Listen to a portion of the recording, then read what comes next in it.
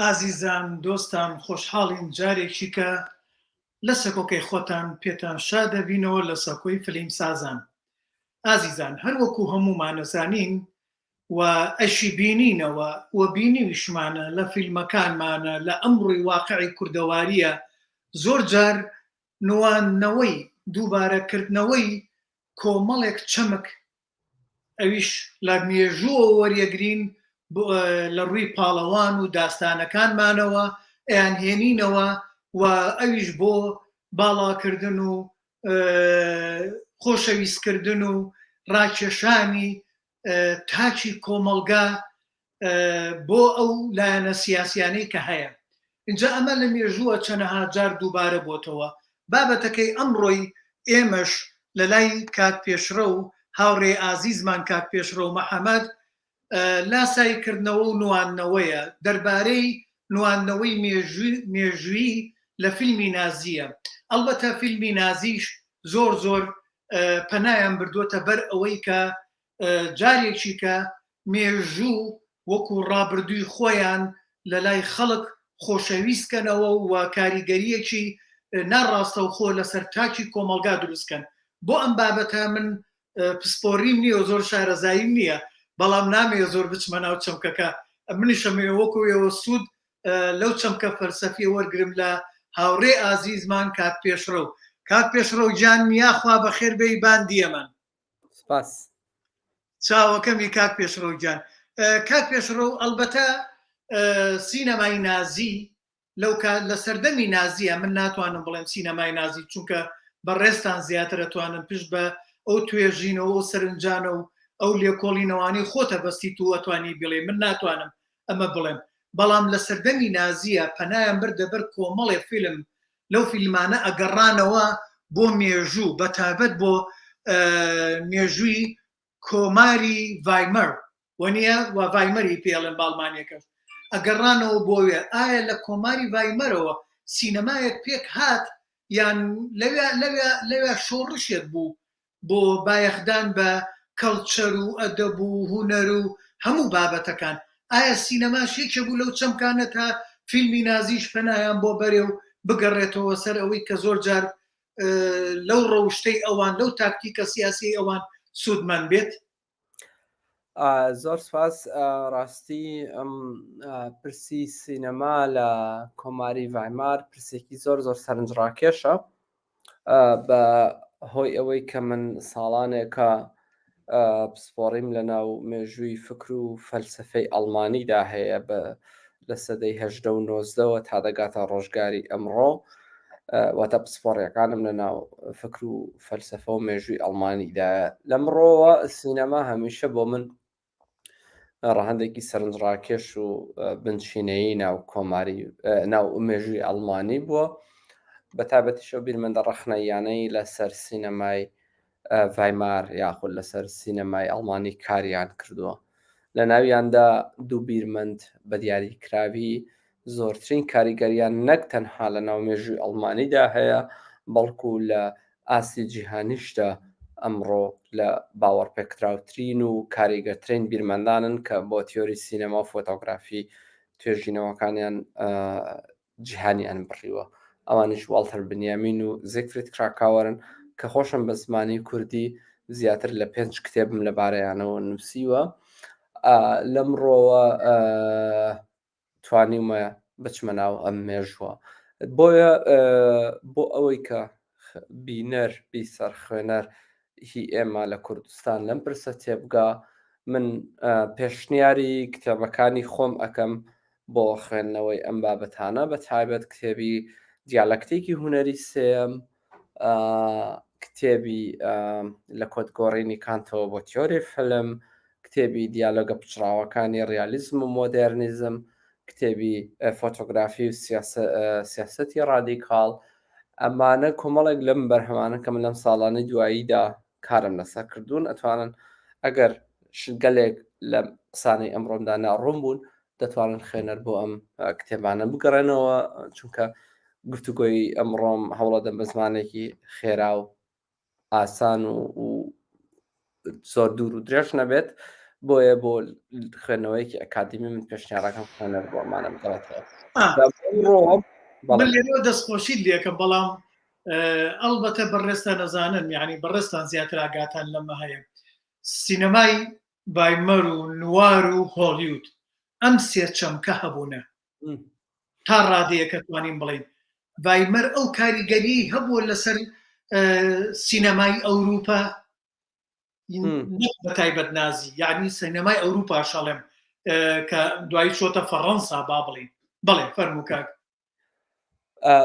بەر لە هەر شتێک بڕوام وایە بینەر و خوێنەر و بیسەری ئێمە کەمتر دەزانێت ڤایمار چییە خودی ڤایمار بۆیە پێویست بەوە دەکات من کەمێک ڕوونکردنەوە لەسەر ڤایمار بدەم بۆیە هەروەها پاڵپشت بە باربارا مێنڵ مێژوونووس و تیۆریزەکاری بواری فلم و سینەما پشتڕاستی بکەمەوە کە نەک ئەو ئەفسانەی پێی دەگوترێت پاریس وەکو پایتەختی سینەما بەڵکو بەرلین وەکو پایتەختی سینەماشی بکەمەوە بەڵام سەلەبەری هەم بەر لە هەر شتێک پێویستە کەسی ئێمە بزانێ ڤایمار چییە با من بە وتەیەکی ڤالتە بنیامین دەست پێ بکەم کە دەڵێت میراتە شارستانی یان کولتوریەکان لە تێبینی و بینینی ماتریالیستی مێژووییدا هەمویان بەبێ هەڵاواردن جۆرە سەرچاو و ڕیشەیەکی وایان هەیە کە تەنانەت بیرکردنەوە لێشیان بەبێ ترس و تۆقین تێناپەڕێت مەبەست لەمە لە چییە ئەم کە لە 1930دا ئەم قسەی کردووە کۆماری ڤایمار لە 1990 تاکو 1933 بەردەوام دەبێت لە شکستی ئەڵمانیا لە جەنگی جیهان و لە شۆڕشی نۆڤەمبەری کرێکارانی ئەڵمانی ئەوە سەری هەڵدا دەکرێت کۆماری ڤایمار بەبێ هیچ دوودڵیەک دوای هەرەسی ئیمپراتۆریە گەورەکانی ڕابردوو واتە ئیمپراتۆری ئەوەی نەمسا هەنگاریە ئیمپراتۆریەتی عوسمانی ئیمپراتۆریەتەکانی دیکە وەک بە یەکەم دیموکراسی ڕێژەیی واتە نیوەناچڵی ئەوروپای خۆرئاوا لە قەڵەم بدرێت لەو قۆناغەدا سەرەڕای کێشەکانی دژایەتیکردنی سیاسەت مەداران و دەوڵەت مەدارانی و قۆناغە بەرامبەر بە کولتوری ڕادیکاڵ و پێشکەوت و خواستکە بە تایبەت لە یەکێتی سۆڤیەتەوە سەری هەڵدەدا بەڵام دەرفەتێک بوو بۆ سەرهەڵدانی چەندین بزوتنەوەی هونەری فکری ئەدەبی کولتوری سیاسی ئەگەر بۆ ماوەیەکی کەمیش بێت سەقامگیری سیاسی و ئابووریشی بەخۆیەوە بینی هەروەها هەر کۆماری ڤایمار و دیموکراسی ڕێژەیەکەی پاشان ڕەوایەتی بە هاتنە سەرکارێکی هیتلەر و عاقیبەتی جەنگی جیهانی دووەم دەدات بۆ ئەم دوو جۆرە لە دژیەکێتیە لە ناو یەکدا هەیە لەلایەکەوە دەکرێت بڵێن یەکەم وڵاتە لە مێژووی مرۆییدا کە بە سەرەتاکانی بنچینەیەکی ڕێژەی دیموکراتی دەگا بەڵام لە هەمان کاتدا ئامادەکاریش بۆ سەر هەڵدانی هیتلەر دەکات لە 1933دا بێباکی کۆمارەکە هەروەها سەرانی ئەو کۆمارە بەرامبەر بە هەڵکشانی بیری ڕاستڕەوی واتە جوایەتیەکان سەمێتیزم و ناسیۆنالیزم و هەروەها دژمنایەتی سۆسیال دیموکراتەکانش کە یەکەم حزبن بۆ یەکەم جار لە مێژووی مرۆییدا دێنە سەرکار و دەسەڵات بەدەستەوە دەگرن هاوشانی کۆنزەرواتیڤەکان بەرامبەر بە کۆمۆنیستەکان مەترسێکی زۆر گەورەی دروست کرد کە شەقامی ئەڵمانی هەموار کرد بۆی ڕاست و چەپ بەیەکابن لەو کۆمەڵگایەدا دژایەتیکردنی هاو ئاراستەی لیبراڵەکان و سۆسیال دیموکراتەکان و کۆنزەرواتیڤەکان بۆ کولتوری کۆمۆنیستی تەنها خۆراکی بە بیری ڕاستڕەوی دەدا ئەمە کێشەیە بوو کە ئەمڕۆ خەریکە جارێکی دیکە دووبارە دەبێتەوە 70 ساڵ دوای ئەم ڕووداوانە ئەوروپیەکان ویستیان ئەزمون وانە لەم ڕووداوە مێژوویانە وەرگن بەڵام بەداخەوە مخابن ئەمڕۆ خەریکە جارێکی دیکە ڕۆیداتەوە چونکە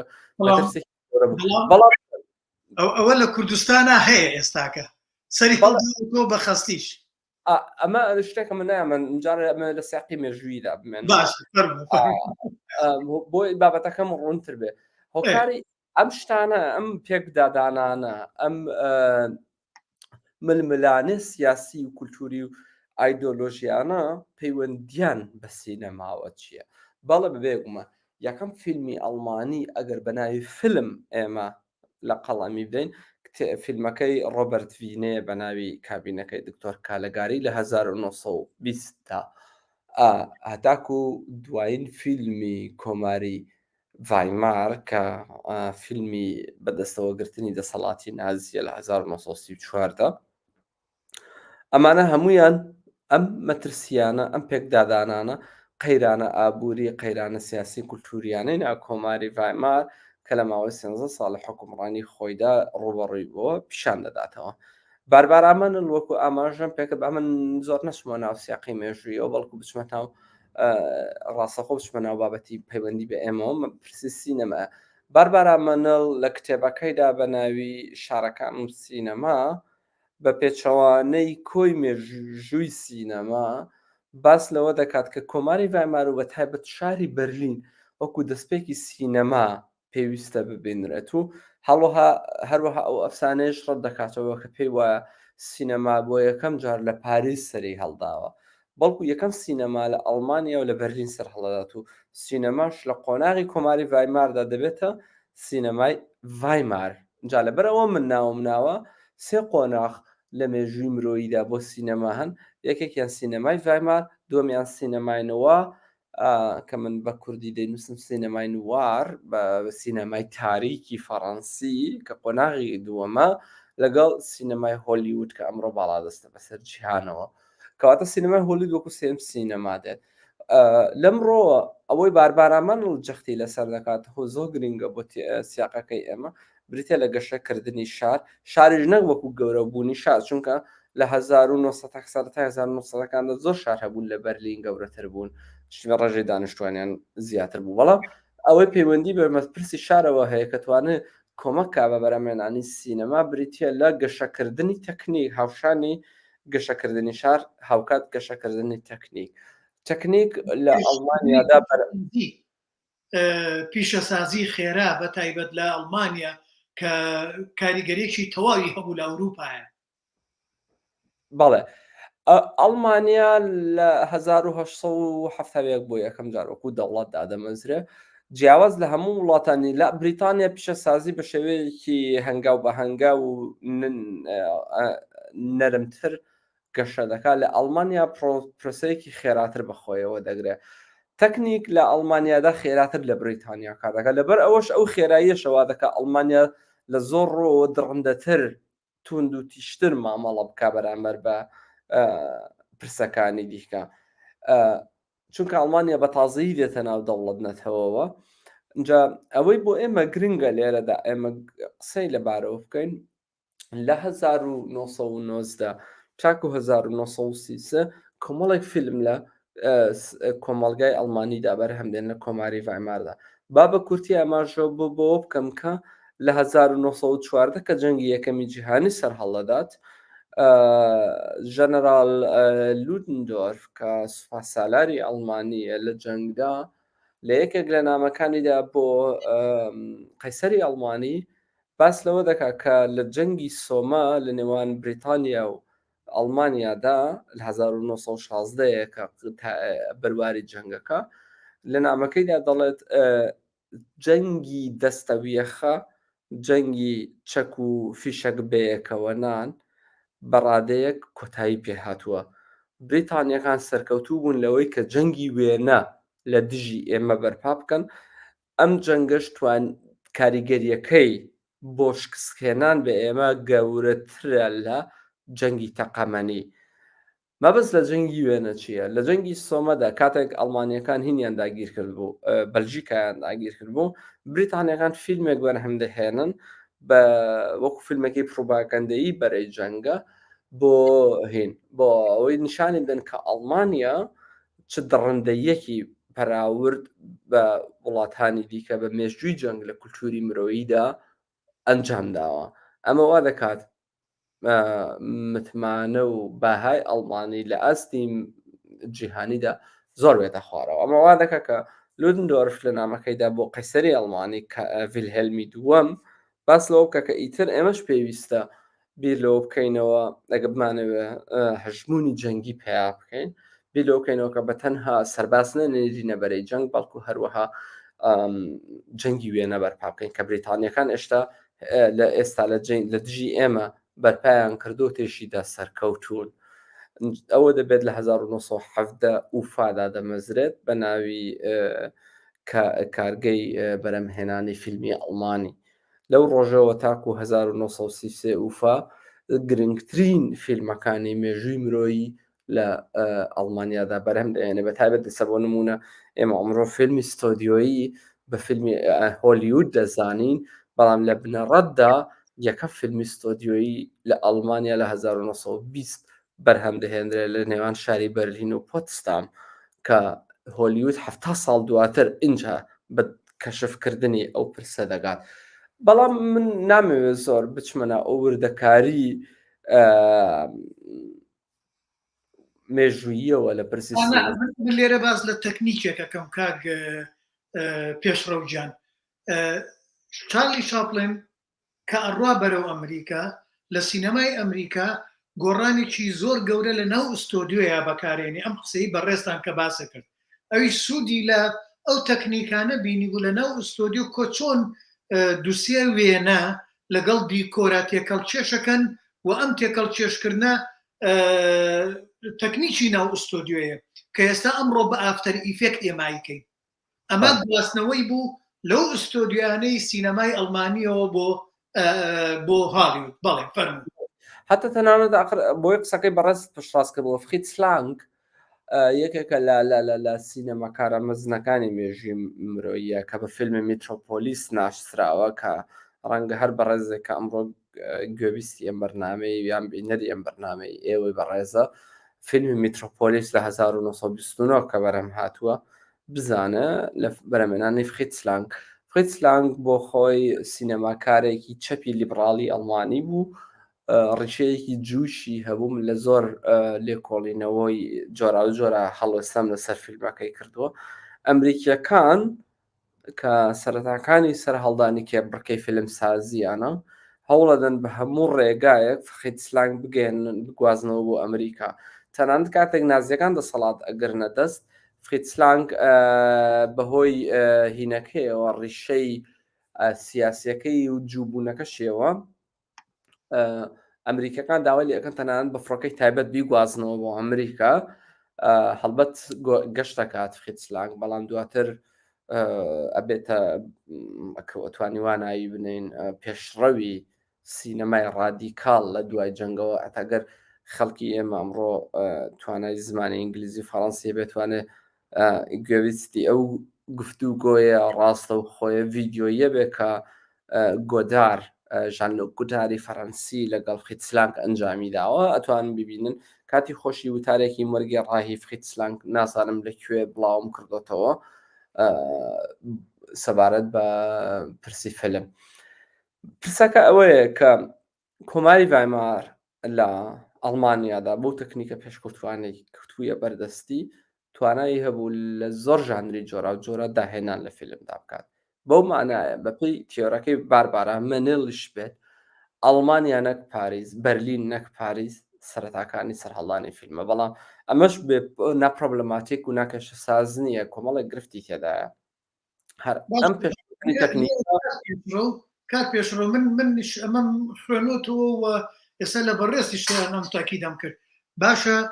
فەڕەنسا با بڵێن بەرایانی لومێر سینەمایان دۆزیەوە و لەوێەوە کە گەشەکە ئەڵێن لەسەر دەستی ئەوان گەشەی کردووە ئەمە چۆن ئەتوانی نەمە ساخکەینەوە بڵین نەخێر لە کۆماری ڤایمەرەوە لە لای ئەوانەوە بووە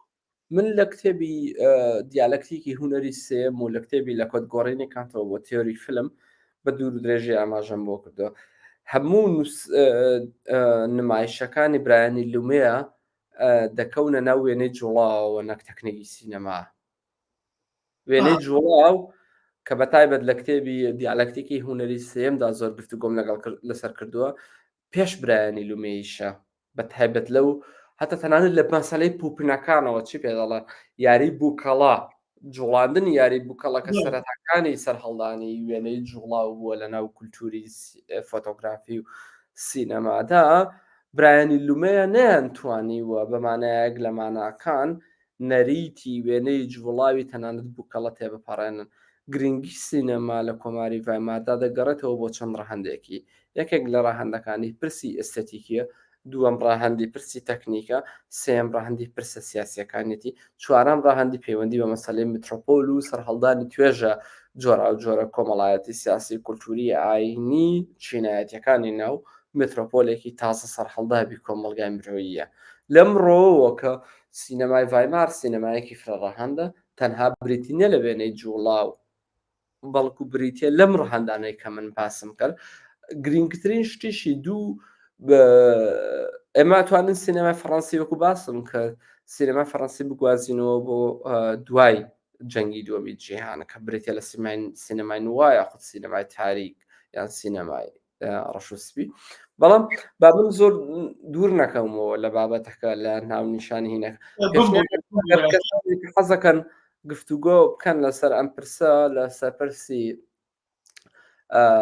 ئەوەی بۆچی کە سینەما لە بەرلینە نەک لە پاریس. پێشنیارێ منم دوو کتێباکەم پێشم وایە لە زمانی کوردیدا تەنها کتێبن ئێستا بە وردەکاریەوە باسی زمانی کوردی دەکەم، بەڵام لە زمانەکانی دیکەدا بێگومان هەن تەنها دوو کتێبن کە بە وردی چوونەتە ناو بەقوڵی وردیەوە چوونەتە وردەکارەکانی ئەم پرسەوە. پێشنیارەکەم خوێنەر بیسەر بینەر بۆ ئەمان بابەتانە بگەڕێتەوە. من دەمەوێت بگەڕێمەوە بۆ پرسەکەی خۆمان بۆ ئەمڕۆ چونکە کاتەکە نابێت زۆر بۆ ئەم ڕەهەندە مێژوویە تەرخانکەین بچینەوە بۆ ئەوەی کە پرسی نوانەوە و سینەما لە سینەمای نازیدا. زیکریت کراکاوە کتێبەکەی کە لە 1947 نووسیەوە ناوی لە کالیگاریەوە بۆ هێتلە مێژووی سایکۆلۆژی فیلمی ئەڵمانی باس لەوە دەکات کە کۆی سینەمای ڤایمار لە 1920ەوە لە فیلمەکەی کابینەکەی دکتۆر کالیگاری بە دەرهێنانی ڕۆبەرڤینە بۆ فیلمی سەرکەوتنی ئیرادە لە 1934 بە دەرهێنانی لێنی غێفنشتال کۆمەڵێک زنجیرەی یەک بە دوای یەکدان کە کۆمەڵگای ئەڵمانی ئامادە دەکەن بۆ بەدەستەوەگرتنی دەسەڵاتی نازی. زیگفرید کراکاوە بێڕەحمانە بەبێ ڕەچاوکردنی وردەکاریەکان کۆی ئەم بزوتنەوە سینەماییانەش کە لە کۆمەڵگای ئەڵمانیدا سەریان هەڵدابوو هاوکات لەبەرەی ڕاستی چدانە بوون دەیان خاتە ڕیزبەندی ئامادەکاری بۆ سینەما نازی. بۆ نمونە سەرەکی ترین بزوتنەوە کە تەنانەت کەسێکی وەکو فریتز سەر بەو بزوتنەوەیە پێی دەوتری بە ئەڵمانی پێدەوترێت نۆە زەخلەشکایت واتە بابەتێتی نوێ یاخود ئۆبژێکتیڤیتەی نوێ لە بوارەکانی ئەدەبیات هونەرە جوانەکان فۆتۆگرافی سینەما تەلارسازی دەسەرهەڵدەدات و فیلمەکانیم قۆناغە لەنا ئەم بزوتنەوەیە زیاتر تەرکیزێکی نوێتری بۆ سەر بابەتەکان یاخود ئۆبژێکتەکان یاخود شتەکان دەکرد. بەڵام پێکەنەرێکی دیکەی ئەم جۆرە لە بابەتێتیە هەبوو ئاماژەی بە بەهای بێلایەنی دەکرد واتە نۆیتراڵەتی یان نۆیترالیتێت بە ئەڵمانی. لەلایەکەوە ئەو جۆرە لە بابەتێتیە ڕوتە یاخود بابەتێتی ڕوود پێشنیاری بیرکردنەوەیەکی ڕاستەوخۆی واقعی دەکات نوانەوەیەکی لە ناودوو کەوانەدا فۆتۆگرافی لەلایەکی دیکەوە بە بێگومان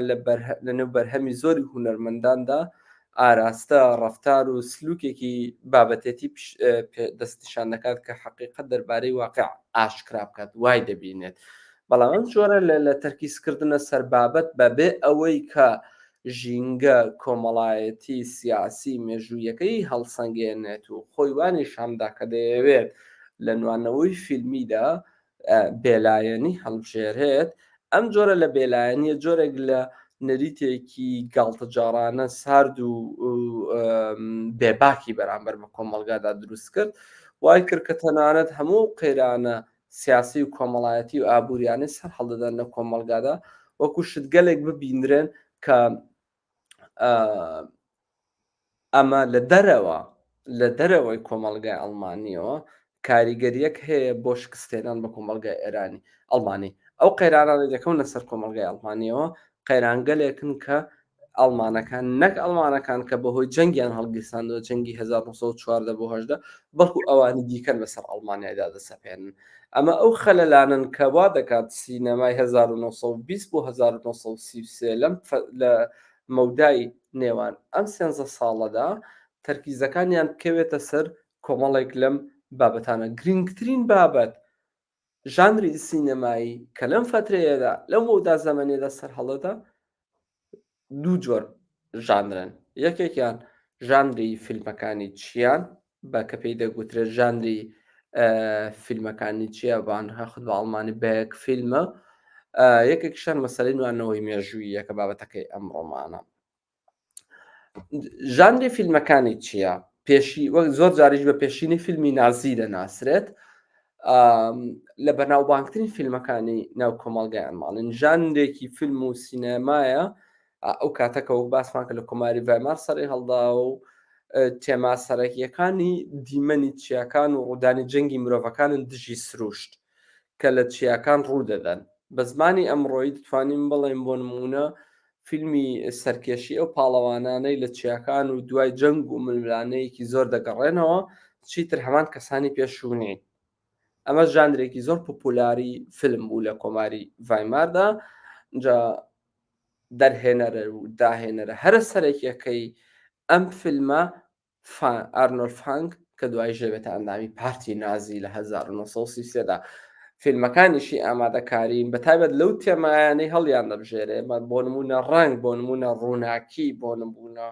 پرسی ڕوبەڕووبوونەوە پاڵەوان پەرستی لەگەڵ چیاکاندا، لەگەڵ دێو و درنج و دێوەزمەکاندا. هەموو ئەمانە خەونێک دەگەێنن کە کۆمەڵگای ئەڵمانی پێویستی بە ئامادەکاری هەیە بۆ گەیشتنی پاڵەوانێک کە بتوانێت چارەنووسی گەلی ئەڵمانی بەدەستەوە بگرێ. بۆشاییەک لە کۆمەڵگای ئەڵمانیدا دروست بووە پێویستە پاڵەوانێک بتوانێت پڕیکاتەوە. لەبەر ئەوەشە فیلمەکانی ژانری چیە پێی دەگوترێ چیای چارەنووس ئەمڕۆ کە بە ئەڵمانی ناوێکی پێی دەوترێت بیاک دەست شێک سالس. ئەمە ئەو شتەیە کە پیشانی دەدات کە فیلمەکانی کۆماری ڤایمار بە تایبەت فیلمی ژانری فیلمەکانی چیە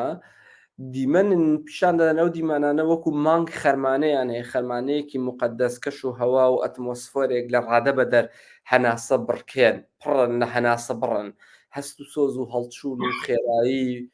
زۆریان تێدا. فیلمەکانی چی پێکەنەران وەک باسم کرد لە ناو ژانری کۆماری ڤایماردا کە بەگشتی وەک پێشینەی نازیزمیش لە قەڵەم دەدرێن.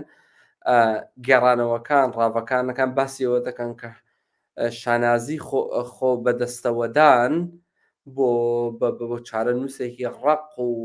ئەو ڕەگەزانە پیشاندا کە پێشببینی سەرهەڵدانی فاشیزم نەکەن وەکو هێزێکی نائەقلانی و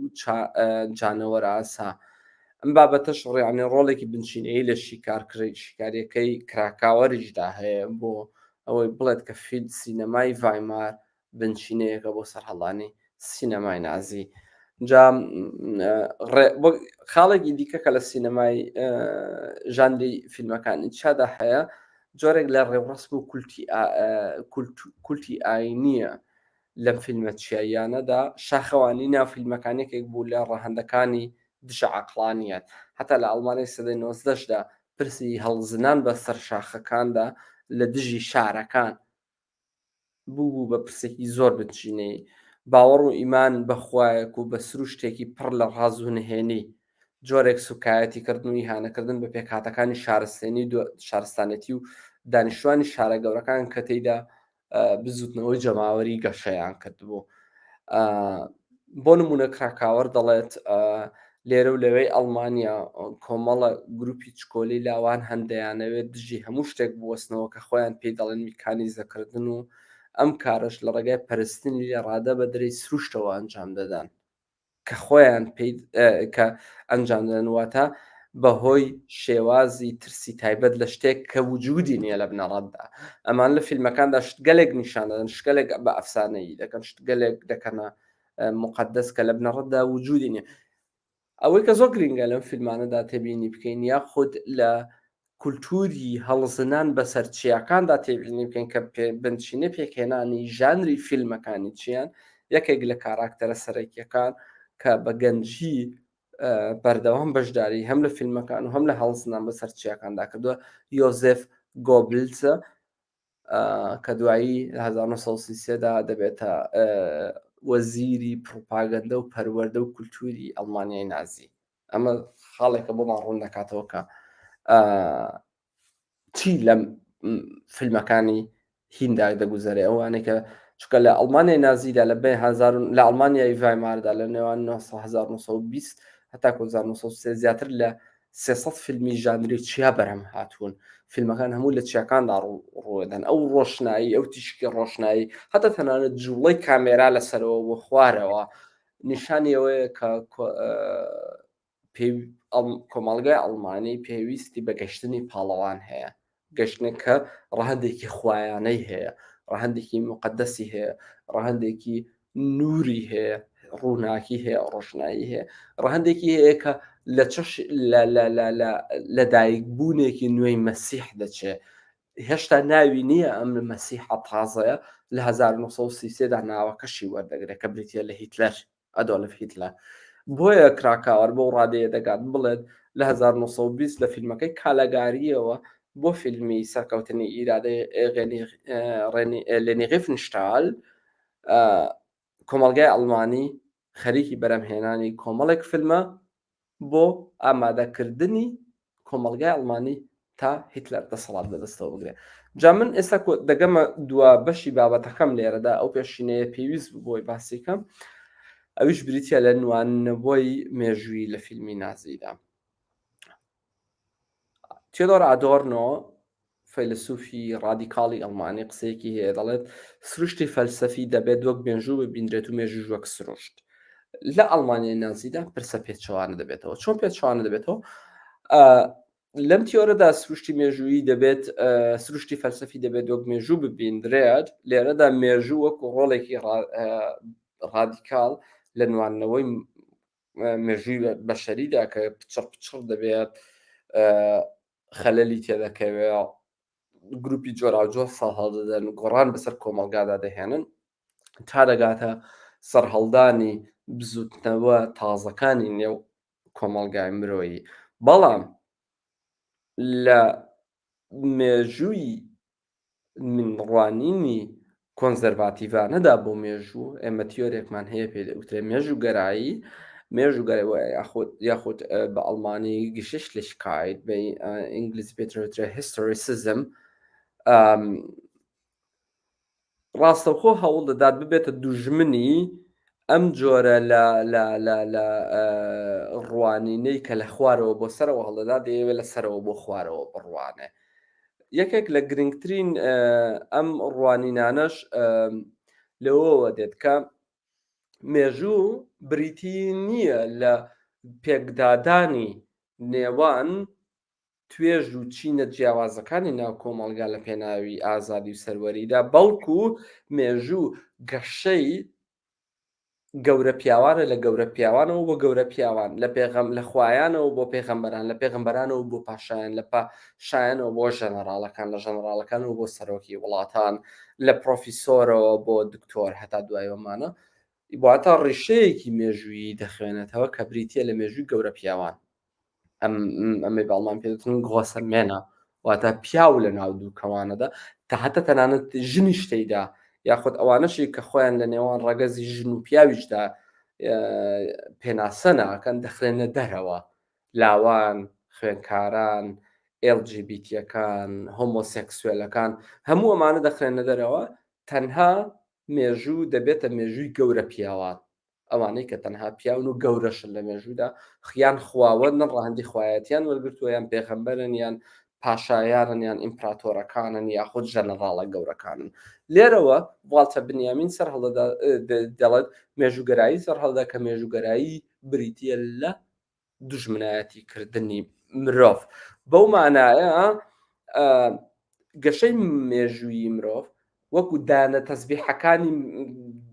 دنکەی تەسبیحوان بە دوای یەکدادێن لە گەورە پیاوێکەوە بۆ گەورە پیاوێک لە گەورە پیاوێکی دیکەوە بۆ گەورە پیاوێک وەکو پێناسەمان کرد گەورە پیاوانیش چین. بەڵام با بێسینەوە بە مەسەلەی سەرهەڵدانی سینەما من لێرەدا بابەتەکەم کوور دەکەمەوە دەچمەوە سەوردەکاری لەگە سەر هەڵدانی سینەما بە دیاری کراوی دوای ئەوەی هێزە باڵادەستەکان تێگەیشتن کە دەتوانن وەک ئەمرازی هەژمون و پیادەکردنی دەسەڵات بە سەرخەکانی خوارەوەدا سینەما بەکاربهێنن چەمکی مێژوو نوانەوەی مێژوویی نەک تەنها پەنتایی تێمای فیلمی مێژووی پێک دەهێنێت بەڵکو چەنانەت نوانەوەی مێژووی دەبێتە هیولایەک دەبێتە دێوێک لای حاکمان لە باسکردنی مێژوودا ساتی ئێستای خۆیانی زیاتر پێ بکەن پێدا بمەزرێنن تا ساتی جەنگی ئیمپریالیستی 1914 هێڵە بە هێزە باڵادەستەکانی ئەوروپا باتە ئەوانەی کە بە جێماوانی ئەرستەکرات و بەشە فیودالەکانن سینەمایان وەک ئامرازێکی بێکەڵک و سەرگەرمی جەماوەران و چینەکانی خوارەوەی کۆمەلگا دەبینی بێ پێویستە ئێمە ئەومان لەیاد بێ و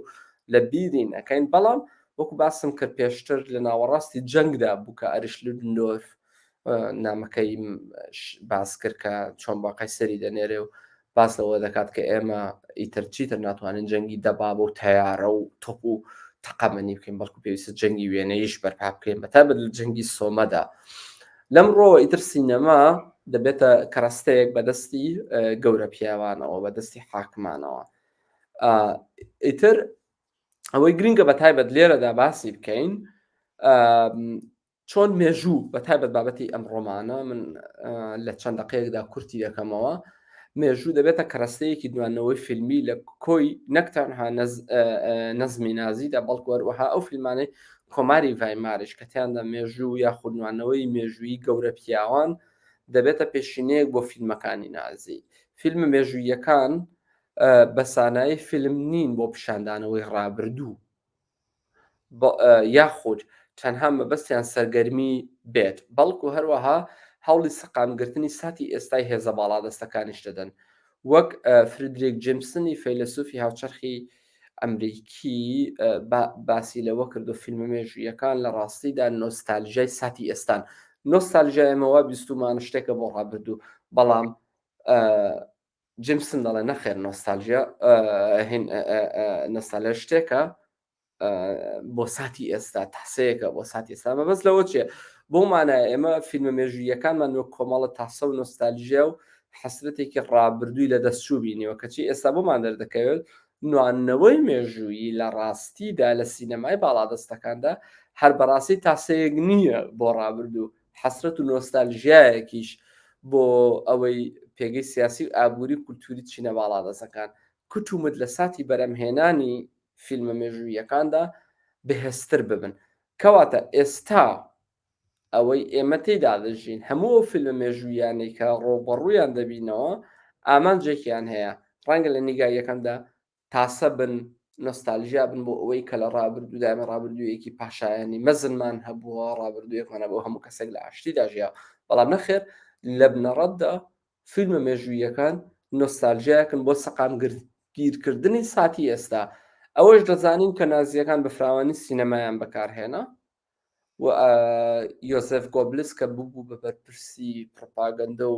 وەزیری ڕۆشنبیری ئەڵمانی بە تایبەت سەرپەرشتیاری بەرەمێنانی فیلمەکانی دەکرد بڕوای وا بۆ سینەمای نازی دەتوانێت هەژمونی ئەم ڕژێمە بەسەر جیهاندا بە باشی بسەپێنێت لە مێنەماوەی 1933 تا 1945 کە حکمی نازیە هەڵبەت ئەگەر ئەو ماوەی کۆماری ڤایمار ئەژمار نەکەین کە زۆر فیلمی تێدا بەرەم هات هەم نازیەکانی دواتر ڕاستەخۆ دەستیان تێدا هەبووە یان فیلمەکان ڕێگا خۆشکەری بنچینەیە بوون بۆ سینەمای نازی یاخودەوەی کراکاوار پێی دەڵێت پری-ناتسی فیلم واتە فیلمی پێش نازی ڕژێمی نازیزم تەنها لە سەرووی 1000 فیلمی بەرەم هێناوە لە 1933 بۆ 45 ئەگەر ئەو فیلمانە حساب نەکەین کە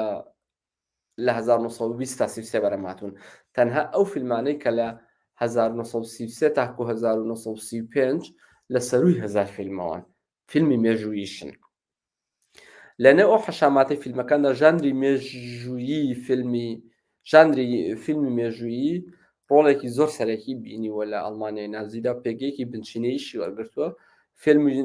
مێژوویەکانی ڕاشی سێم یاخود ئەڵمانیای نازی کە ڕاستەخۆ پەیوەندیان بە مێژووی سیاسیەوە هەیە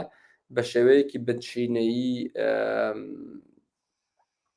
دەست و پەنجە لەگە سێ قۆناغی مێژوویدا نەرم دەکەن پێویستە ئاگامان لێیان بێ. یەکەم قۆناغی یەکەم پروسیای فرێدریشی مەزن بە تایبەت لە سەروبەندی جەنگی 7 ساڵەی نێوان 1956 بۆ 1963 ئەگەر هەڵم نەکردبێ بەڵێ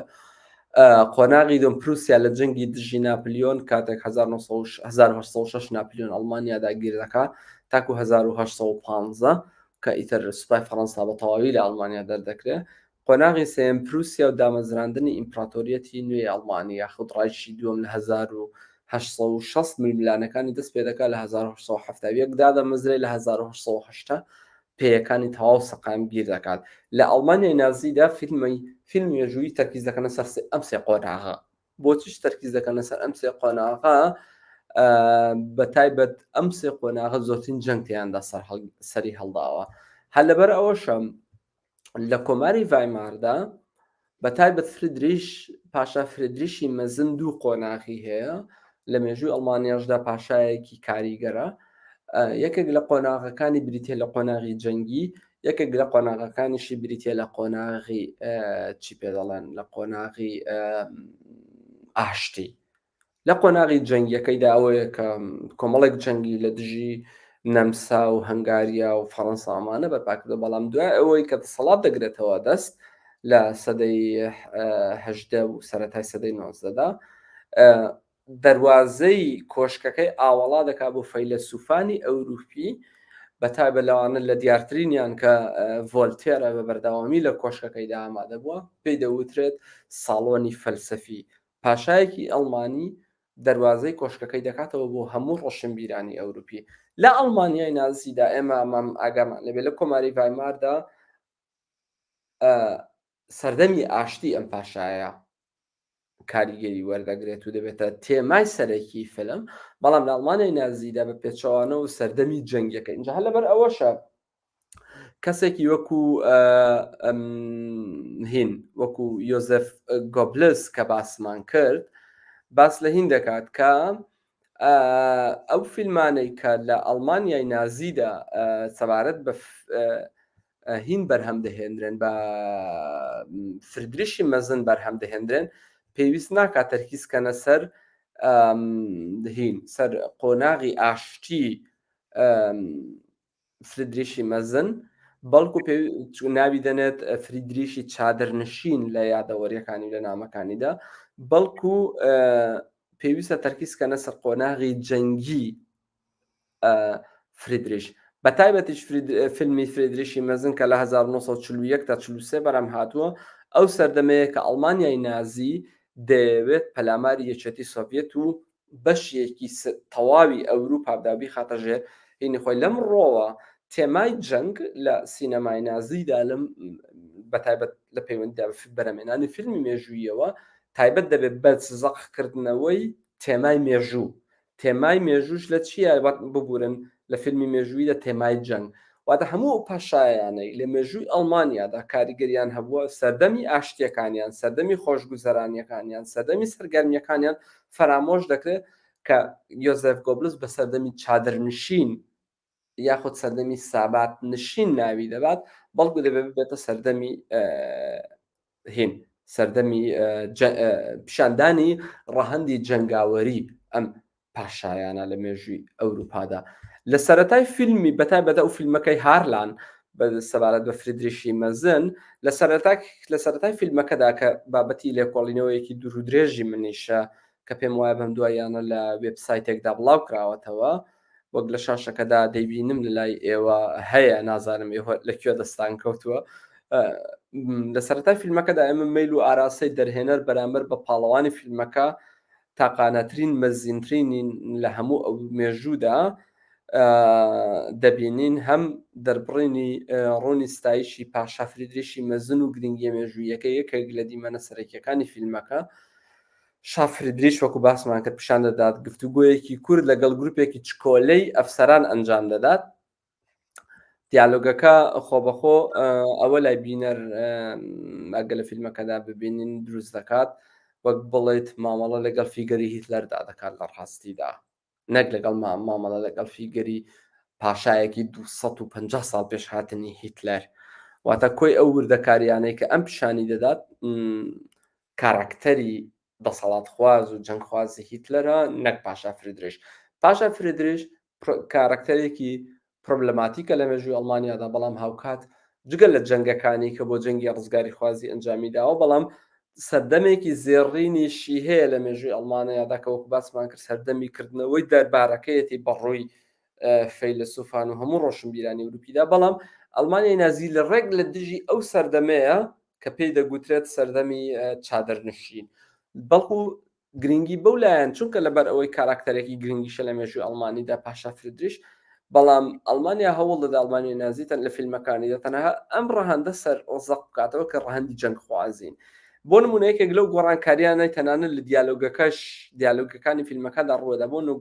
گۆڕینی وشەی ئاوفکلێغونگ بە ئەڵمانی، واتە ڕۆشنگەریە بۆ وشەی کلێغونگ. کلێغونگ دوو مانای هەیە، کلێغونگ و ئاوفکلێغونگ لە نیگای یەکەمدا هەردووکی بەمانای ڕوونکردنەوە دێن، هەردووکی بەمانای تەوزیحات و کۆمەڵێک تێبینی دێن. هەتا تەنانەت بۆ نمونە لە ناو فڕۆکەوانیدا کە ئەمڕۆ تۆ بە فڕۆکێکی ئەڵمانی سەفەر دەکەیت، چەمکی ئاوفکلێغونگ دێتە ئاراوە. چەمکی ئاوفکلێغونگ واتە ئەو کەسێک کە کۆمەڵێک زانیاری واتە یاوەری فڕۆکەیە کۆمەڵێک زانیاری بەسەر نشینان و بە ڕێبواران و گەشتیاران دەدا پێدەوتێ ئاوفکلێغونگ. کلێغونگیش هەر واتایەکی نزیکی هەیە، مەڕوونکردنەوەی کۆمەڵێک بابەت. بەڵام لە سیاقەکەی ئێمەدا ئەم چەمکانت پێویستە کۆمەڵێک فێڵیان تێدایە، بەتابەت لە زمانی ئەڵمانیدا کە بۆ زمانەکانی دیکەدا کەمتر درکیان پێدەکرێت، لە ناو زمانی ئەڵمانیدا درکیان پێدەکرێت. ئاوفکلێغونگ جگە لەلایەنی ڕوونکارەکەمانە ڕۆشنگەری دێت. ئەڵمانیا ئێمە دەزانین ئەڵمانیای نازی تا سەر ئێسقان دژی ڕۆشنگەریە، چونکە پێی وایە ڕۆشنگەری لە بری چارەی خۆنووسی لە بری پرەنسیپی ڕابەر چارەی خۆنووسینی هێناوەتە ئاراوە، چارەی خۆنووسینی مرۆڤ لە بری چەمکی ڕێگەت چەمکی مرۆڤی هێناوەتە ئاراوە، لە بری چەمکی کۆمەڵی گەلی ئۆرگانی چەمکی یونیڤەرسالیزم یان گەردونگەرایی هێناوەتە ئاراوە. کەواتە ئاوفکلێغونگ دوژمنی مرۆڤی ئەڵمانیە. لەمڕۆ لە دیالۆگەکانی فیلمی پاشا فریدریشی مەزنی بەدەرهێنانی هارلان کە ئەندامی پارتی نازیە، هەموو وشەی ئاوفکلێغونگ بە کلێغونگ دادەنرێت. جا کلێغونگ دوو مانای هەیە، یەکێک لە ماناکانی واتە ڕوونکردنەوە، بەڵام ماناکەی دیکەی کە زۆر گرنگە بۆ سیاقی ئێمە بە مانای ڕاگەیاندنی جەنگیش لێ لە هەمان کاتدا. ئەگەر ئەڵمانیا بیەوێ سوپاکەی ئەڵمانیا جەنگ لە دژی لە زمانی ئەڵمانیدا دژی وڵاتێکی دیکە بەرپا بکە، دەڵێت Deutschland hat den Krieg gegen andere Länder geklärt. واتە ئەڵمانیا جەنگی لە دژی وڵاتێکی دیکە ڕاگەیان گەفی بۆ نارد. لێرەدا کلێغونگ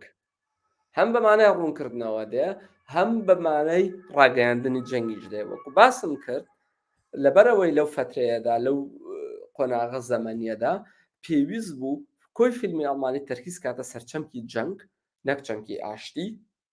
ئەڵمانیا پێویستی بەوە بوو نوانەوەی مێژووی لە فیلمی نازیدا بریتە لە نوانەوەی جەنگی مێژووی، واتە بریتە لە نوانەوەی جەنگ لە مێژوودا بۆ ڕەوایەتیدان بە جەنگی ئەڵمانیای نازی، بۆ داگیرکردنی ئەوروپا، هەروەها بۆ هێرشکردن سەرەکیەتی سۆڤێتیش. کۆی ئەم فیلمانە بە وردەکاریەکانیانەوە بە جوڵەی کامێراکانیانەوە بۆ وشانەی هەڵی دەبژێرن، بۆ کاراکتەرانەی هەڵی دەبژێرن، بۆ قۆناغانەی سانسۆریان دەکەن، بریتین لە ئەم فیلمانە تێماکانیان بریتین لە تێمای جەنگ. لەبەرەوە لە دواخاڵدا پێکەنەری گشتی فیلمە مێژوویەکانی نازیزم بەستنەوەی جەنگ و میلیتاریزمە بە ژمارەی گەورەی دیمەنەکانی جەنگ و مەرەک. بەڵام چۆن خەڵک و سەربازان لەسەر بیرۆکەی بوون بەرەو مەرەک چەمکە بەناوبانگەکەی هایدیگەر ڕابهێنن، چۆن ڕابهێنن بوون بەرەو مەرەک زاینت سم تۆت بە ئەڵمانی، ناسیەکان لە ڕێگای کەڵەکەکردنی وێنە جوڵاوەکانەوە ئەم کارەیان ئەنجامدا، زیادە ڕۆیکردن لە کەڵەکەکردن و کۆکردنەوە و ناردنی وێنە جوڵاوەکانی مەرەک، شەهید بوونی خۆبەخشانە بۆ ئەڵمانیا بۆ نمونە، ئەو شێوازە بوو ترس ئەو شێوازە بوو بۆ نمونە ترس لە مەرگ لای سەربازان لە ناو دەبات و کۆی ئامانجی بوون وەک ڕۆشتن بەرەو مەرگ لە قەڵام دەدات. بۆ جۆرەی لە کتێب بوون و کاتی هایدیگەر لە 1927دا بە وردی ئاماژەی پێکراوە بە فراوانی لە فیلمی نازی فیلمی مێژوویی نازیدا فۆرمولە دەکرێت. ترس لە مەرگ وەک جۆرە بوونێکی ناڕەسەن مرۆڤی شارنشین و جەماوەری بێشوناس لە قەڵەم دەدرێت و لە فەلسفەی بوونگەرایی تەنانەت هایدیگەر و دواتریشدا ناسناوی دەستمان وەردەگرێت، واتە بوونەوەری بێڕیشە، بوونەوەری ڤاگابۆند، بوونەوەری ئاوارە. لە فەلسفەی ڕاسیزمی نازیشدا ڕیشەی ئەم وشەیە بۆ سەدەی 19 و سەرەتای سەدەی 20 دەگەڕێتەوە کە تێیدا جووەکان وەک جەماوەرانی بێڕیشەیە نیشتەجێی شارە گەورەکانن، لە جەنگ دەترسن و لە پشتی خیانەت لە پاڵەوانان دەکەن، خەنجەر لە پشتەوە لێیان دەدەن و کولتوری ڕەسەنی ئەڵمانی و کولتوری باڵای ئەڵمانی کە یەکێک لە ڕەهەندەکانی بریتە لە فەزیلەتی جەنگخوازی جەنگاوەری لە ناو دەبن. لەم قۆناغەدا بۆمان دەردەکەوێت کە لە سینەمای ئەڵمانیدا سەرتاپای ئەو فیلمانەشی کە چەنانەت مێژوویین و بۆ فیلمی سەرگەرمی ئینتەرتەینمنت بەرەم هاتوون، سەرتاپای مێژووی ئەڵمانی ڕەهەندە سەردەمە ئاشتی خوازیەکانی لە ناو دەبن، تەنام ڕەهەندانە زەق دەکەنەوە کە ڕەهەندی جەنگی و جەنگاوەری جەنگخوازین، نەک تەنها لە پێناوی نوانەوەی ڕووتی مێژوویدا بەڵکو لە پێناوی ڕەوایەتیدان بە ئێستای جەنگی نازیدا. بە هیوام توانی بێتم کورتەیەک لەسەر ئەم بابەتە پێشکەشی بیسەران و بینەرانی ئێوە بکەم. زۆر سپاس. ئەک دەستخۆش کاک پێشڕەوگیان، بەڵام منێتر لەو کاتانە هەنێت تێبینیم هەبوو دابڕام، نازانم بپرسم بزانم تاکو برادرانش ئەگە پرسیارێ شتێکیان هەبێت بۆی بێنە ناو لایڤەکەوە. ئەلبەتە تۆ باسی هینت کرد بزوتنەوەی زاخایشکایت، بەڵێ زاخایشکایت نوێبنەوەی نوێ زاخیشکایت، ئەمانە ئەلبەتە پشتیان بەوە بەستبوو نوانەوەی یان شێوەیەکی فۆتۆگرافی، ئەمان دوور بوون لە هێما مرۆڤایەتیەکە، دوور بوون لە هێماکاری ڕەمزی، دوور بوون لە ئایدیالیزیە، بەڵکو هەر زیاتر نیشاندانیکی ئەو شێوەیە بوون. لەگەڵەوەشە تاچی کۆمەلگای نازیان وا پەروەردا کرد کە خاوەنی بەس ئەوە ئەو مافەی هەبێ خۆی دەرخات، نەک وەکو ئەوەی کە خۆی بگۆڕێت. ئەمە پێتوا بووا بێ لەو زەمانەیە. خۆی فیلمی نوێ زەخلیشکایت کە ڤالتە بنیامین یاخود دەکە من بە ئۆبژەکتیڤیتەی نوێ وەرم گێڕاوە ئەم چەمکە، بە تایبەتش خوێنەرانێک یان بینەرانێک کە بیانێ زۆرتر لەسەر ئەم پرسە بزانن، پێشنیار دەکەم بگەڕێنەوە بۆ کتێبەکەم بە ناوی دیالۆگە پشراوەکانی مۆدرنیزم و ڕیالیزم. لەوێدا بەتابێت لە پرسی فۆتۆگرافی و سینەمادا ئەم پرسەم شی کردێتەوە. نوێ زەخلیشکایت هەوڵی بێلایەنیەدا، هەوڵی ئەدا کە وێنەکان بە ڕووتی و بە سادەیی و بە ساردی پێشکەشی کۆمەلگا بکە. ڤالتە بنیامین کە بیرمەندێکی چاوکراوەی چاوتیژی ئەم قۆناغە بوو، ناو لە نوێ زەخلیشکایت، هەڵبەت نوێ زەخلیشکایت بیرمان نەچێت سەربەبەرەی ڕاست نەبوو، بەڵکو سەربەبەرەی چەپ بوو لە کۆماری ڤایماردا، با ئێمە ئەوان تۆمەتبار نەکەین بەبەرەی ڕاست، بەڵام بنیامین ناوی دەنێت بەرهەمێنانی ماخولیایی، چەپی ماخولیایی، جۆرێک لە نەخۆشی سایکۆلۆژی لە فیلمی ئەڵمانیدا لە بزوتنەوەی هونەری ئەڵمانیدا دروست دەبێت، بەهۆی وەرنەگرتنی هەڵوێستی سیاسیەوە بێلایەنیەکەی دەیتوانی هین وەربگرێت لەلایەن ڕاستەکانەوە ئیستغلال بکرێت، ئەو قۆناغی کۆمەڵگە ئەڵمانی قۆناغێکی زۆر هەستیار بوو. یعنی بۆ نمونە قۆناغێکی هاتوچۆی نێوان ئایدۆلۆژیاکان بوو، چەپ دەبوو بە ڕاست و دەچۆ ناو پارتی نازیەوە، ڕاست دەبوو بە چەپ و داهاتە ناو پارتی کۆمۆنیستەوە. ئێمە پێویستە ئەو قۆناغەمان بە باشی لەبیر بێ. ئەمانە کۆمەڵک بیرمەند و فۆتۆگرافەر و نووسەر و ڕۆمانوس و فیلمسازی مەزنیشیان تێدا بوو لەو قۆناغەدا کە کاریگەریان بەسەر مێژووی مرۆییەوە هەیە. لەم ڕۆیە ڤالتە بنیامین باس لەوە دەکاگە وەڵامی پرسیارەکەت دەمەوە، دەڵێت ئەم جۆرە لە هونەرە مەیلی بەلای ئەوەداکە سیاست بە ئێستێتیکی بکە، بە جوانی ناسی بکواتە سیاستدا بماڵێ و هەندێکی جوانی ناسی پێ ببەخشێ و بیباتە ناو قۆناغی سەرگەرمیەوە، بەڵام لە ناو خودی سەرگەرمیدا ئامادەکردنی مرۆڤ، چونکە مرۆڤی جەماوەری مرۆڤێکی وەکو خام وەکو خاوە کە دەتوانی فۆرمی جۆرا جۆری لێ دروستکەی. فیلمی سەرگەرمی ئەڵمانی بریتە لە بنەڕەتدا لە فیلمی وا پیشانیدەن کە ئەنتی سیاسی، بەڵام لە بنەڕەتدا هەندێکی سیاسی هەیە بۆ ئامادەکردنی ئەم جەماوەرە کە بتوانێت لە ڕێگای ڕووناکی و جوڵەی کامێرا و ئەو دیالۆگانەی لە فیلمەکاندا هەن ئەو کۆمەلگایە ئەو مرۆڤانە لە گۆڕانکاری ڕیشەی لە کۆمەلگا دوور خاتەوە کۆی ئەم قەیرانانەی کە ڕوو دەدەن هەڵیان واسێ بە کۆمەڵگایەکی دەرەکیەوە بە دوژمنێکی وەهمیەوە. بەومانەیە قسەیەکی ڕاشکاوی ڤاڵتە بنیامینەوەیە دەڵێت فاشیزم لە فیلمدا مایک بە جەماوەر دەدا خۆی دەرببڕێ، بەڵام بەبێەوەی مافی پێبدا کە خاوەندارەتی گۆڕان بەسەر خاوەندارەتیدا بهێنێ. لێرەدایمە بوومان دەردەکەوێت جەباوەر لە فیلمدا وەکو کەرەسەیەکی خاو دەردەکەون، بەڵام مرۆڤی پاسیڤن، مرۆڤی ناچالاکن، هیچ کاریگەریەکیان نییە بەسەر کۆمەڵگای مرۆییەوە، بەسەر گۆڕینی بڕیارە سیاسیەکانەوە. دەکرێت ئەمڕۆ ناوی بنین وەکو ئەم تەکنیکە سینەماییانەی کە لە هیندا ڕوێدەن، ئەمڕۆ لە تەکنیکی ستۆدیۆدا ڕوێدەن، تۆ توانی بە کلیکێک یەک سوپای دەکەسی بکەیتە 1 ملیۆن کەسی. جەماوەر ئەم ڕۆڵەی هەبوو لە سینەمادا. بەڵێ هەر لەو کاتەشە با بڵێ هەر واڵتەر بنیامین ئەڵێت ئەڵێ باس لە مێژووگەرایی وێنەی ئەبەدیە کات، وێنەی ئەبەدی بۆ پاڵەوانەکان، بۆ کارەکتەرەکان لە مێژووە دروست کاتەوە جارێکی کە بنواندنەوە وەکو بەڕێستان باستان کرد مێژووی ئەو گەورە پیاوانە کامانە وای لێ دێت ئەگاتە ئاستی پەرستن، ئاستی ئیتر ئەوەی کە پەیکەریان بۆ بکەن و وەکو لە ڕۆ حەماسیەکەوە ئیتر هەموو کۆمەلگا پابەت بن پیانەوە. ئەمە لە سینەمای نازیە وا بوو وە نییە؟ باڵە بێگومان. اینجا بۆ چونێک فەرموو تا بۆ هێنم هەر ئەوەندە ویستم بیڵێم. من لێرە بۆ چونێکمەیە کاک پێشڕۆ ئێمە ئەزانین، یعنی تۆ بگەڕێنەوە بە مێژووە هەر تۆ بڕۆ لە داستانی ئەلیادە ئۆدێساوە بیگرە، هەر بڕۆ لە ئەو کنە و پشکنینانی کە لە ناو سۆمەریەکانە ئایبینی، لە ناو شوێنەواری سۆمەریەکانە، لە ناو شوێنەواری فرعونەکانە، دوایی وەرەوە بە ئیتر بەو مێژوانێ هەر هەمووی باسی پاڵەوان و پاشاکان و کەسە گەورەکانەکات، هەر هەمووی تەمجیدی ئەمانەکە. بەس لە لای کورد وەکۆگە بڕۆیتە ناو داستان و لاوک و بەیت و حەیرانەکانی کورد زیاتر کەسێک لە ناو چینی ڕەشوڕوتە، خۆی لە لای ئەوان لە چینی ڕەشوڕوتی تیانی هەر گەورە پیاوەکانە، هەتا کەسە دینیەکانیش نییە، هەر گەورە پیاوەکانە، گەورە پیاوەکان ئەکرێن بەخوا، ئەکرێن بە قەشە، ئیتر قەشەی گەورە گەورە بپەرسترێن.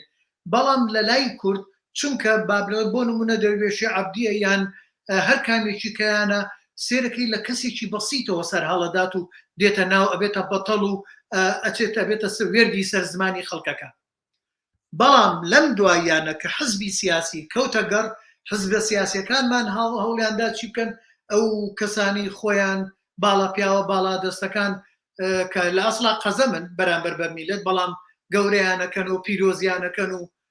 ئەوەیە کە ئەمڕۆ ئیبینین. من لە لای کورد وایە بینمەوە، ئیتر نازانم من شرۆڤەیی من لە بۆ چوونی تۆ وەکو کەسێکە شرۆڤەکاری بواری فەلسەفیم پێت وایە وابێت؟ خۆی بە حکمی ئەوەی کە ئەو مێژووی شۆڕشی بۆرژوازیە کە لە ئەوروپا سەری هەڵداوە لە کوردستان نەبووە، بێگومان ئەو مێژووە بەم جۆرەیە کە بەڕێستان باستان کرد. هەڵبەت ئەمە وردەکاری زۆر هەڵەگرێ، من نامەوێت لە ئێستادا قسەی لەبارەوە بکەم، بە تایبەت کە ئێستا ئەمە پرۆژەیەکی تایبەتی کتێبێکی تازەمە، ئەمە بڕۆمە ناویەوە، نامەوێت لە بابەتەکەم لا بم بەداوای لێبوردنەوە لە خوێنەران و بینەرانی ئێوە. بە هەستیاری ئەبینم نامەوێت لێرە لە کاتەکەشمان نەماوە بڕوام وایە خەریکە تەواو بین، نامەوێت بە یەک دوو وشەی خێرا بەجێ بێڵم و حەقی خۆی پێنەدەم، بۆیە ئەمەوێت هەڵیگرم بۆ دەرفەتێکی دیکە ئەم بابەتە بە وردی و بە دوور و درێژیەوە باسی بکەم. باش، من لێرە یەک پێشنیارێکەکەم بۆ بەڕێستان، ئەگەر لەو کتێبەت ئەگەر تەواوت کردووە جیایە، ئەگەر تەواوت نەکردویان مەجالی تایە چوویتە سەر ئەو بابەتە فیلمی زەرێ، هەڵبژاردننی چیرۆکەکەی نەک دەرهێنانەکەی. کتێبەکەم لەسەر فیلم نییە، کتێبەکەم لەسەر سەرهەڵدانی ئەم جۆرە لە وردەکاریانەیە، لە پاڵیشە باسی کۆمەڵی فیلمەکەم، بەڵام بابەتەکەم تیۆری سینەمانیە ئەم جارە. مەبەستم لە چیە تەنانەت بۆ پارسەنگێم قسەی من، ئەگەر سەیری فیلمی زەرێ بکەی، فیلمی زەرێ باسی کۆمەلگا و چینە بەسیتەکانە کات و ئەوانە بنە پاڵەوان، ئاغایەک نەبێتە پاڵەوان، کەمە لە کاتێکە حەمەبەجی نەزاریان وەکو سینەماکارێکی گەورە لەو سەردەمەشە کە باسی با بڵێن فیلمی نازیەکانمان کرد تۆ لەو کاتەشە فیلمی ڕووسی هەمان ئەو تواناییان هەبوو بەڵام بۆ حەمەبەجی نەزاریان چوو ئەو چەمکەی هەڵبژار و با بڵێن سەرنجی خستە سەر ئەو چەمکە. دقیقاً بەڵام من نەچوومەتە سەر ئەم بابەتە بە هیوام لە داهاتوویەکی نزیکدا بچمە سەر ئەم بابەتە. کاکجان من دەستخۆشیت لێ یەکەم ئەلبەتە کەویستم گفتۆگەکەشمان گەرم بێت حەزم کە بزانم چێ پرسیاری هەیە. یەک برادێکمان پرسیاری هەیە بابان حەمە ساڵح ئەڵێ ئایا لە کوردستان سینەما هیچ ڕێڕەوێکە گۆڕێت؟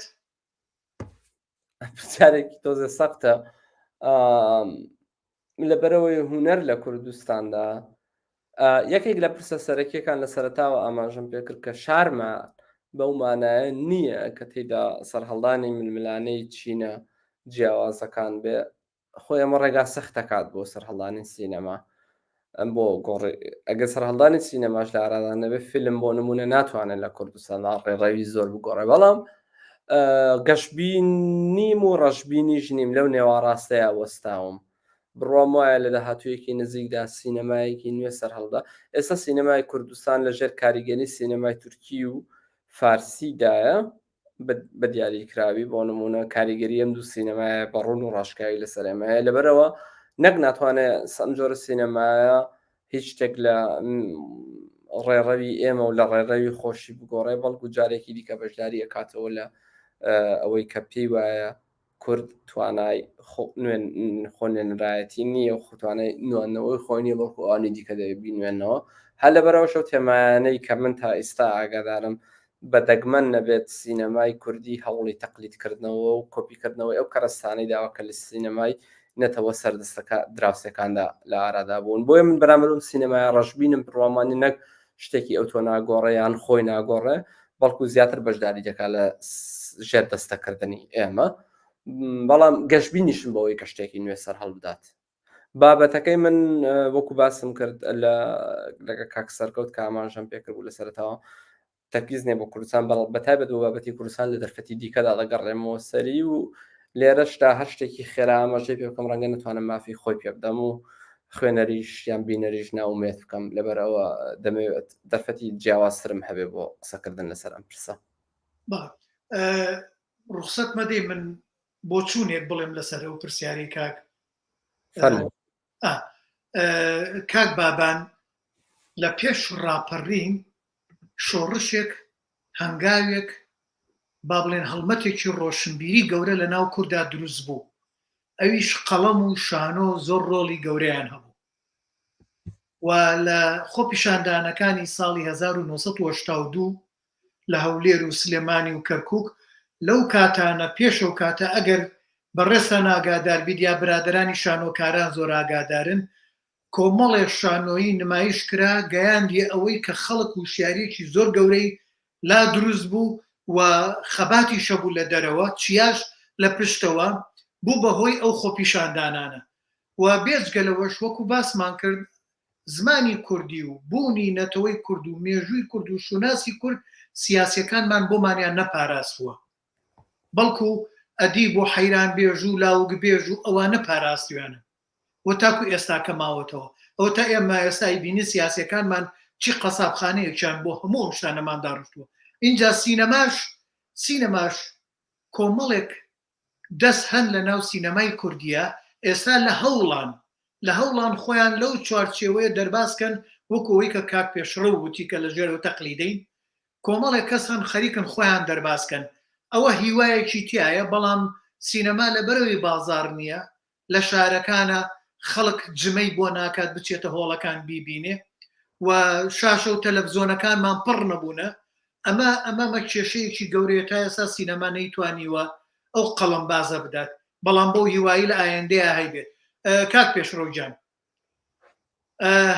لە ئێستاوە شەڕی ئەوەکەم بۆ جارێکی کە بەیەکەوە دابنیشین و لایڤێک لێرەوە بکەیت و وانەیەک لەسەر یەکێک لەو تەوەرانە بە تایبەت من ئەوەم پێ باشە بزانین بزوتنەوەی سینەمای کوردی بزوتنەوەی فیلمی کوردی، بزوتنەوەی تمۆحەکە، با نەڵێن فیلم و سینەما، چونکە هەنێک کەڵێن سینەمامان نیە، فیلممان نیە، بەڵام بزوتەوەی ئەو تمۆحە، ئەو ئاوەتە خوازیە، چۆن هەوڵ دەین وەکو نواننەوەیەک لە سینەمای نازی، لە سینەمای جیهانی و سوودی لێ ببینین. ئەگەر تەوەرێکی لەو بابەتە هەبێت خۆشحاڵم و فیلمسازان ماڵی خۆتە و لە خزمەتین.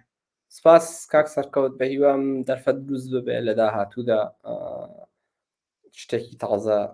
پێشکەش بە بینەرانی ئێوە بکەم. بە هیوای دروستبوونی ئەم دەرفەتە سپاس بۆ ئێوە و بۆ فیلمسازان و هیوای خۆشی بۆ بیسەران و بینەرانی ئێوە ئەخوازم. ئێمە زۆر زۆر سپاس دەکەین، دەستە خۆش بێ و بابەتێکی تێر و تەسەل و شرۆڤەیەکی فەلسەفی بوو. ئازیزان دۆستان، زۆر زۆر سپاسی هەر هەمووتانەکەم کە بەردەوام گەرم و گوڕی بە پێگەکەی خۆتانەدەن. ئەمە ماڵی خۆتانە، وەکو سۆی لە خانەڵێ بە خێراتنی میوانە بەڕێزەکەتانەکەین. سۆی لە خان لەمەودوا بڵێ بە خێراتنی میوانە بەڕێزەکەمانەکەین بۆ پێگەکەی خۆمان، چونکە ئەمە ماڵی من نییە، ماڵی هەمووانە، هی ئێوەشە. دەستخۆشی لە هەر هەموو و زۆر زۆر سپاس بۆ هەر هەمووتان و بە تایبەت بۆ